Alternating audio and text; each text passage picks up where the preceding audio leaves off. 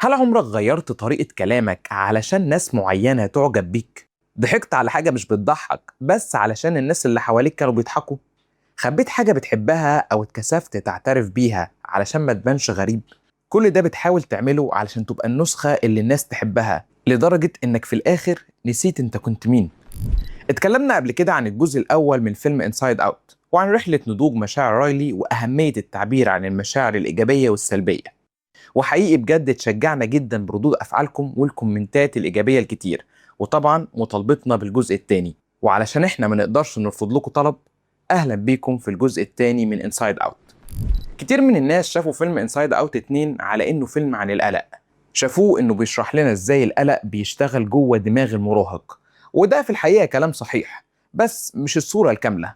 الحقيقه اعمق واخطر من كده بكتير. وكالعاده زي ما متعودين مننا، احنا مش بس بنبص على الحكايه، لا احنا هنبص على ظل الحكايه علشان نشوف اعمق ما فيها. فيلمنا بيتكلم عن حاجه اعمق بكتير من لخبطه المراهق او القلق في المرحله دي. بيركز أكتر على رحلة فقدان الذات اللي كلنا بنمر بيها، ويمكن ساعات بنعملها في نفسنا كل يوم. وده يخلينا نقول إنه مش فيلم عن المشاعر، لكنه فيلم عن الهوية. المرة دي الفيلم مش هيعرفنا إزاي نتقبل مشاعرنا، لا ده هيعلمنا إزاي نتقبل نفسنا. هنشوف ونفهم إزاي بنضيع نفسنا في رحلة البحث عن القبول، والأهم إزاي نلاقيها من تاني.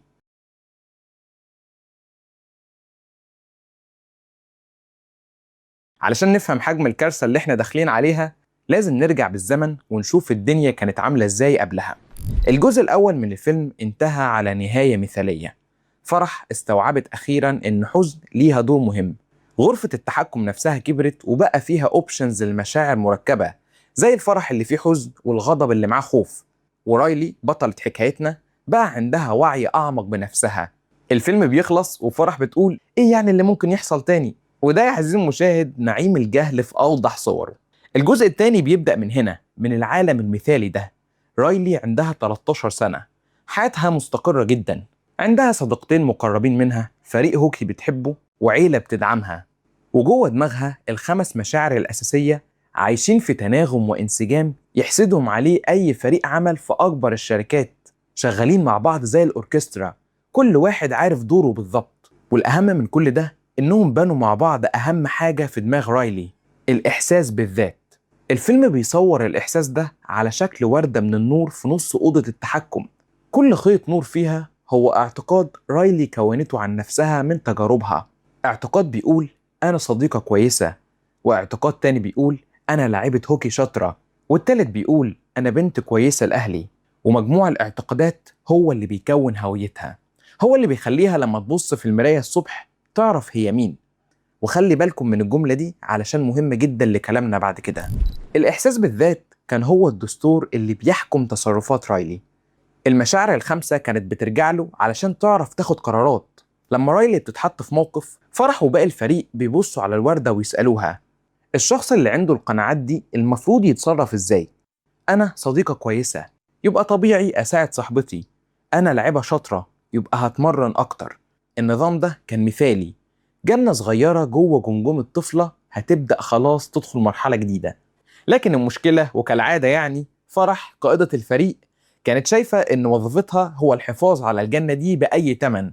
فرح من غير ما تقصد كانت بتعمل حاجة في منتهى الخطورة والغباء. بصراحة أنا عايز أغلط فيها من بدري علشان غيظاني من الجزء الأول. طب يا ابني تعالي بقى عشان انا سكت لك. ايوه وانت أي ذكرى سلبية، أي تجربة فيها إحساس بالفشل، أي حاجة ممكن تهز صورة أنا كويسة، كانت بتاخدها وترميها في أبعد مكان في العقل الباطن. من وجهة نظرها هي كانت بتحمي هوية رايلي، بتحافظ على وردة النور دي منورة وجميلة. لكن في الحقيقة هي كانت بتبني هوية هشة وضعيفة، هوية قائمة على الإيجابية وبس، هوية مشوهة ما بتعرفش تتعامل مع الواقع. الهوية اللي اتبنت عاملة بالظبط زي بيت من الكروت، شكله حلو ومنظم بس مستني أول نسمة هوا علشان ينهار. ونسمة الهوا دي كانت خلاص على وصول، كانت جاية على شكل جرس أحمر كبير مكتوب عليه كلمة واحدة بس، لكن الكلمة دي هتقلب كل الموازين.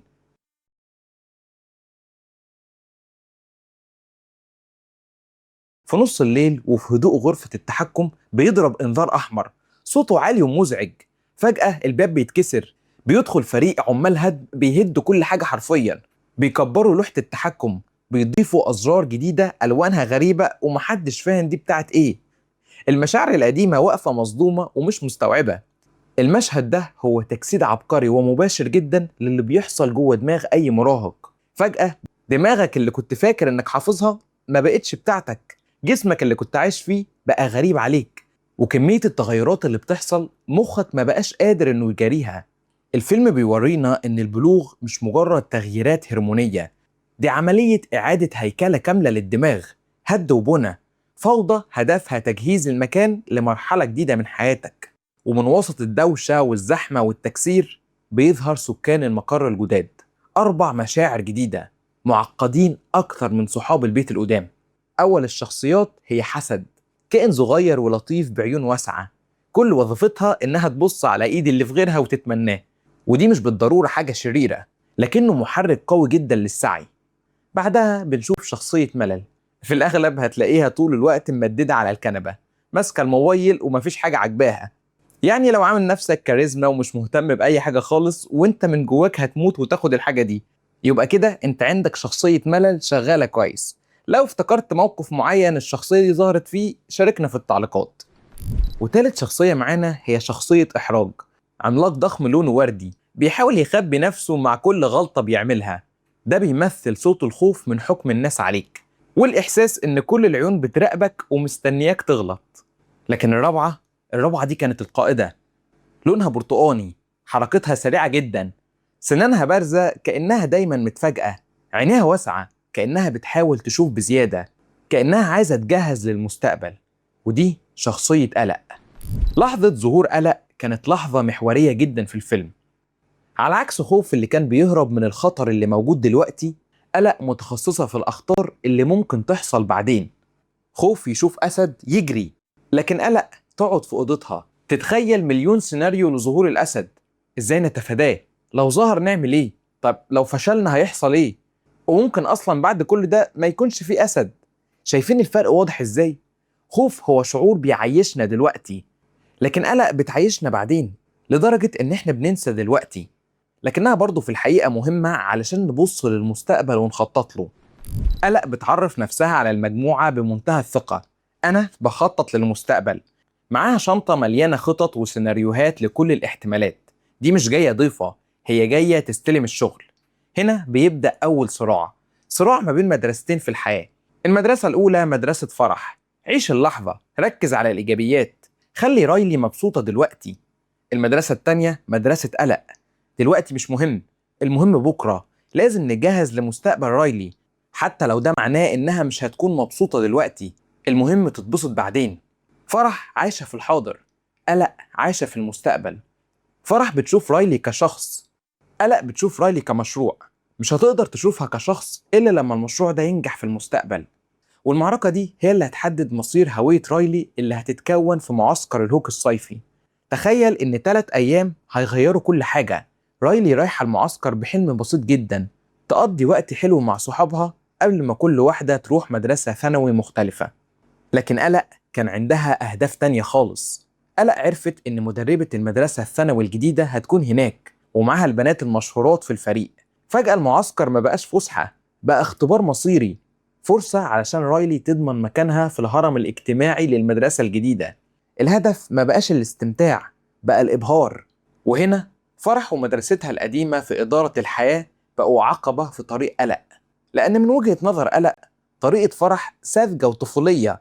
فرح عايزة رايلي تسلم على المدربة بابتسامة بريئة، أما قلق عايزة رايلي ترص إنجازاتها في الهوكي وهي بترسم على وشها تعبير أنا لعيبة جامدة بس ما بحبش أتكلم عن نفسي يعني.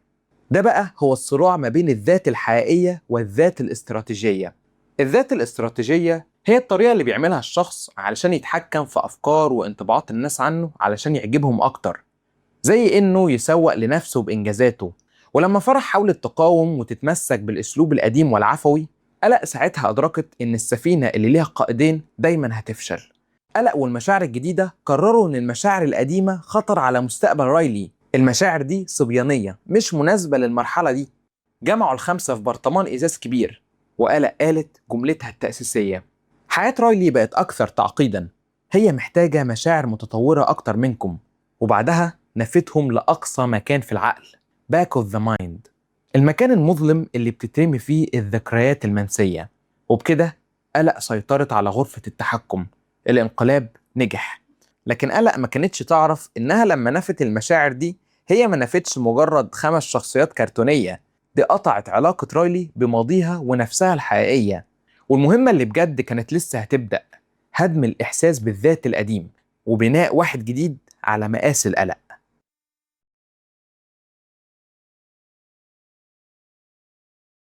بعد ما قلق استولت على غرفة التحكم، بدأت مشروعها الطموح، إعادة بناء هوية رايلي.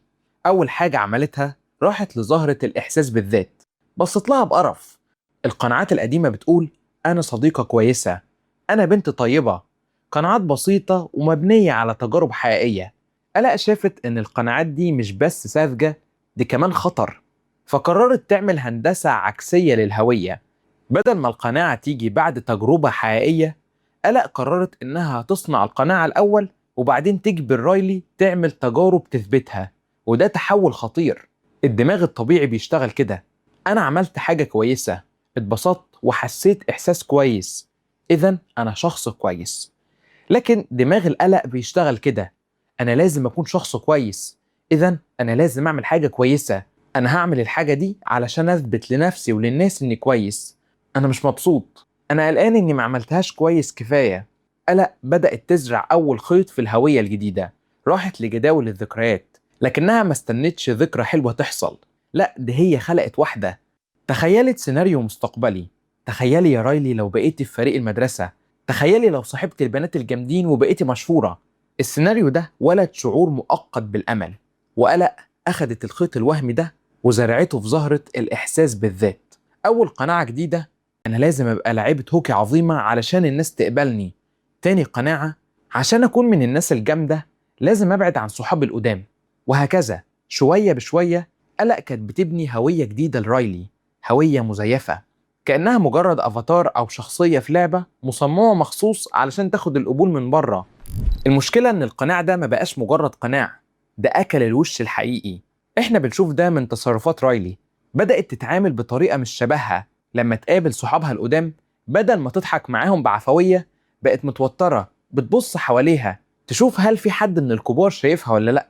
ولما بيكلموها بترد ببرود، كأنها بتقول لهم انتوا مش من مستواي الجديد. في مشهد عبقري، رايلي بتكون واقفة مع البنات الكبار، وواحدة منهم بتتريق على فرقة اسمها جيتا بانجلو. ورايلي اللي كانت بتعشق الفرقة دي وهي صغيرة، لقيت نفسها بتضحك معاهم على الفرقة وبتتظاهر إنها مش بتحبها. في اللحظة دي هي مش بس خانت حاجة بتحبها، هي قتلت حتة من نفسها علشان ترضي ناس ما تعرفهمش أصلا.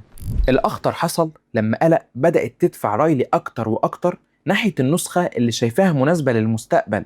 بدل ما رايلي تلعب وتتدرب بطبيعتها، بقت بتتمرن زيادة عن اللزوم. كل حركة عندها بقت محسوبة على سؤال واحد، المدربة شايفاني ازاي؟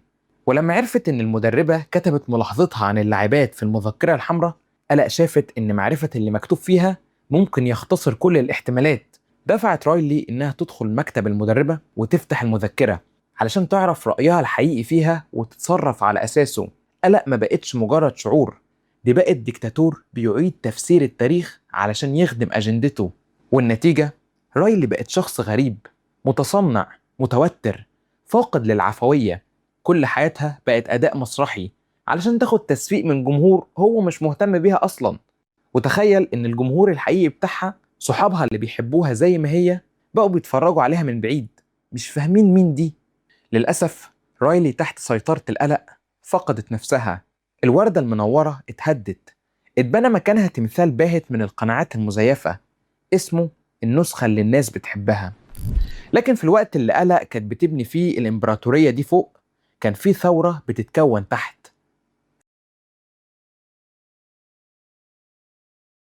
في الوقت اللي رايلي كانت بتتحول فيه لشخص غريب على السطح، كانت المشاعر القديمة المنفية في رحلة ملحمية في أعماق عقلها علشان يرجعوا لغرفة التحكم.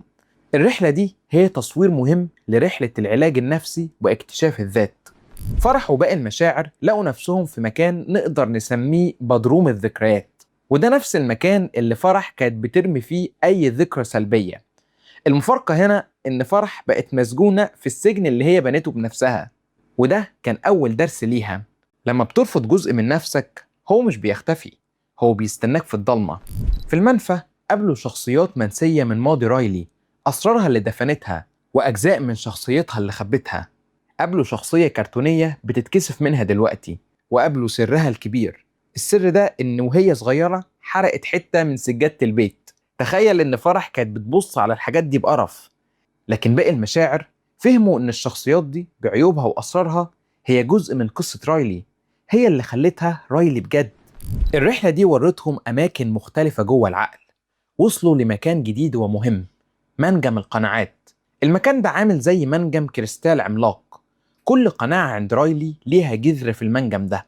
مثلا أنا صديقة كويسة، ده مش مجرد خيط نور، دي شجرة كريستال ضخمة تحت متغذية على ذكريات حقيقية كتير. وهنا فرح أدركت حجم الجريمة اللي قلق بترتكبها فوق.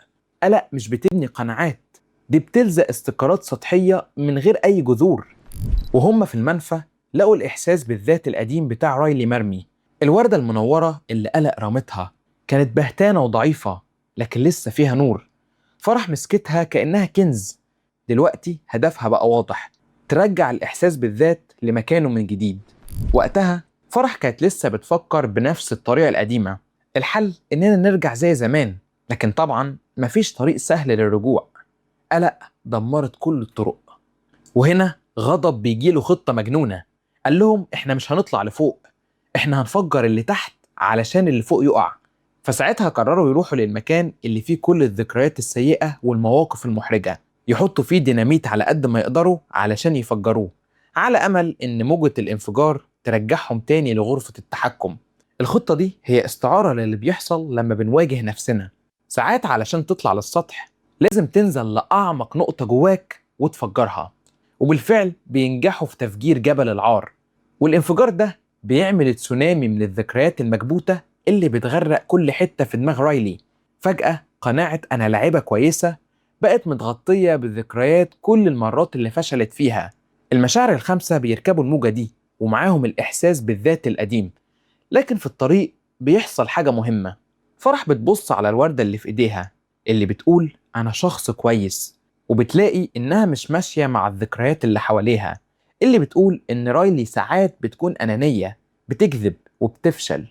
وهنا لأول مرة الشك بدأ يدخل عند فرح. الوردة اللي طول الوقت كانت شايفاها صورة مثالية لرايلي بقت قدام ذكريات بتقول إن الصورة دي مش كاملة. لكن رغم كده فرح كانت لسه متمسكة بفكرة إن الحل الوحيد هي إنها ترجع الإحساس بالذات القديم مكانه. الرحلة دي كانت ضرورية.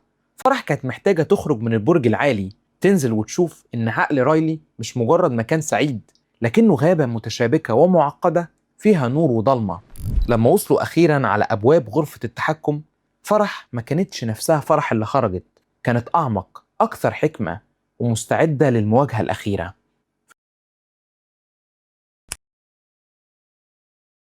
في الوقت اللي فرح كانت بتوصل فيه لغرفة التحكم كانت الأوضة فوق وصلت للانهيار. مشروع قلق لبناء الهوية المزيفة كان بيقع على دماغها. ساعتها رايلي كانت بتلعب آخر ماتش في المعسكر. كل الضغط والتوقعات اللي قلق بنتها اتجمعت في اللحظة دي. على أرض الملعب رايلي كانت بتلعب زي الإنسان الآلي من غير أي روح. عينيها كانت على المدربة أكتر من الكورة. مع كل غلطة قلق جوه دماغها كانت بتصرخ وبتزود التوتر. واللي زود الدنيا أكتر إن كل الذكريات السيئة اللي فرح فجرتها من تحت بدأت توصل للسطح. فجأة رايلي افتكرت شكل صحابها وهم زعلانين، افتكرت كل مرة فشلت فيها. القناعات المزيفة زي أنا عظيمة بدأت تتصادم مع الواقع. قلق شافت التشاؤات دي واتجننت، حاولت تسيطر فزودت الجرعة، بدأت تدوس على كل الزراير بشكل أعنف. لازم تجري أسرع، هتفشلي، لازم ننجح. المشكلة إن الضغط ده خلى رايلي تغلط أكتر، لغاية ما خبطت واحدة من صحابها والحكم طردها لصندوق العقوبات. اللحظة دي كانت القشة اللي قسمت ظهر البعير. رايلي قاعدة لوحدها في الصندوق، معزولة عن الكل، محبوسة في سجن من القلق والخوف من حكم الناس. جوه دماغها قلق فقدت السيطرة تماما. السيناريو الأسوأ حصل، خططها كلها باظت. وفي اللحظة دي قلق بقت وحش هايج، بدأت تلف حوالين نفسها بسرعة جنونية، بتخبط في كل الزراير وبتصرخ لازم أصلح ده. الفيلم هنا بيقدم واحد من أقوى وأدق تصويرات نوبة الهلع، الإحساس بفقدان السيطرة التام، وإن دماغك بقى هو أكبر عدو ليك. قلق اللي وظيفتها تحميك من المستقبل خلقت جحيم من الحاضر، لدرجة إن المستقبل نفسه ما بقاش مهم. في اللحظة دي بالظبط فرح بتوصل، بتلاقي قلق متجمدة ومسيطرة على كل حاجة، بتحاول تشيلها لكنها متثبتة في مكانها. وده تجسيد عبقري تاني للي بيحصل للمخ لما القلق يسيطر عليه لدرجة مرضية. وهنا فرح بتعمل أكتر حاجة شجاعة ومش متوقعة في الفيلم. بدل ما تحاربها بتتكلم معاها وبتقول لها رايلي مش محتاجة تبقى مثالية علشان يكون ليها مستقبل كويس. الجملة دي بتضرب على وتر حساس جوه قلق، لأنها في النهاية بتحب رايلي. كل اللي كانت بتعمله كان من خوفها عليها. هي مشكلتها إنها كانت فاكرة إن النجاح معناه الكمال. قلق أخيرا بتنهار، لكن نوبة الهلع ما بتقفش. المشكلة كانت أعمق. فرح بترجع الإحساس بالذات القديم مكانه، والمرة دي بيركب فعلا وبيشتغل. وأخيرا رايلي بترجع تسمع جواها نفس القناعة القديمة. I'm a good person. لكن المفاجأة إن نوبة القلق ما بتقفش. المشكلة كانت أعمق من مجرد إن الهوية القديمة ترجع مكانها. ساعتها فرح بتقول الحقيقة اللي الفيلم كله كان بيبنيها: إحنا مش من حقنا نختار رايلي تكون مين. وفي اللحظة دي فرح بتفتكر إنها هي نفسها كانت بتختار الذكريات الحلوة وترمي الوحشة بعيد. فهمت إن المشكلة ما كانتش بس في الهوية اللي قلق بتحاول تبنيها، لكن حتى الهوية القديمة اللي بتقول أنا شخص كويس كانت هوية ناقصة، لأنها مبنية على جزء منتقى ومختار. وساعتها فرح هي اللي بتشيل الإحساس بالذات القديم من مكانه. ومع إزالة الهوية القديمة حصل السحر. خيوط نور جديدة بدأت تتكون من كل حتة. خيط من ذكرى الفوز، خيط من ذكرى الفشل، خيط من الضحك مع الصحاب الجداد، وخيط من الحزن على الصحاب القدام. كل الذكريات الحلوة والمرة كونت هوية جديدة، هوية ثلاثية الأبعاد، معقدة متناقضة وحقيقية. ده بقى عامل زي مجرة صغيرة في ميكس من نجوم بتلمع وثقوب سودة. ما بقاش محكوم بجملة واحدة زي أنا شخص كويس، بقى في حاجات متناقضة عايشة جنب بعض. أنا صديقة وفية وساعات بكون أنانية، أنا شجاعة وساعات بخاف، أنا قوية وساعات بضعف. كل ده موجود، وكل ده جزء من رايلي. كل المشاعر القديمة والجديدة وقفوا حوالين الهوية دي واحتضنوها، لأنهم كلهم شايفين نفسهم فيها. وفي العالم الحقيقي رايلي بتاخد نفس عميق. نوبة الهلع بتتلاشى، بتقوم تقف، بتقبل إنها في النص ما بين القديم والجديد، بتقبل إن ده مكانها دلوقتي. الانهيار كان هو بداية البنى، وفقدان الهوية كان هو الطريق الوحيد علشان تلاقي هوية أصدق. الفيلم بيخلص وغرفة التحكم ما بقاش فيها قائد واحد، بقت عبارة عن مجلس إدارة. فرح لسه موجودة وجنبها قلق بتخطط للمستقبل، وكمان حزن بتضيف عمق. كلهم بيشتغلوا مع بعض، والأهم إن الإحساس بالذات الجديد بقى مرن، بيتغير وبيكبر مع كل تجربة. رايلي ما بقتش بتسأل أنا مين كأنها بتدور على إجابة نهائية، لكنها بقت بتعيش السؤال نفسه كل يوم. رسالة انسايد اوت 2 مش إن القلق حاجة وحشة ولازم نتخلص منها، ولا إن الفرح هو الحل. الرسالة أبسط وأعمق. الرسالة هي إنك مش محتاج تكون نسخة واحدة من نفسك. أنت مش شخص كويس أو شخص وحش، أنت مش ناجح أو فاشل، أنت كل دول مع بعض. القيمة بتاعتك مش جاية من نجاحك في إرضاء الناس أو تحقيق صورة مثالية. قيمتك جاية من كونك إنسان بكل تعقيداتك وتناقضاتك. الرحلة الحقيقية مش إنك تلاقي القبول من اللي حواليك، الرحلة الحقيقية في إنك تدي القبول ده لنفسك. إنك تبص في المراية وتشوف كل النسخ اللي جواك وتقول لهم كلهم أنا شايفكم، مفيش مكان هتروحوه غير هنا. والسؤال اللي الفيلم بيسيبه لنا مش موجه لرايلي، ده موجه ليك أنت. إيه هي القناعة المزيفة اللي أنت لابسها دلوقتي علشان ترضي اللي حواليك؟ وإيه يعني اللي ممكن يحصل لو خلعتها وقررت تكون نفسك وبس؟ شاركني إجابتك في التعليقات. في النهاية بشكرك جدا يا عزيزي المشاهد على وقتك الغالي، وأتمنى لو الحلقة عجبتك ما تنساش اللايك والاشتراك في القناة وتفعيل زر الجرس علشان يوصل لك كل جديد من ظل الحكاية. ولو في موضوع معين حابين نتكلم عنه في الوقت اللي جاي شاركونا في التعليقات. سلام.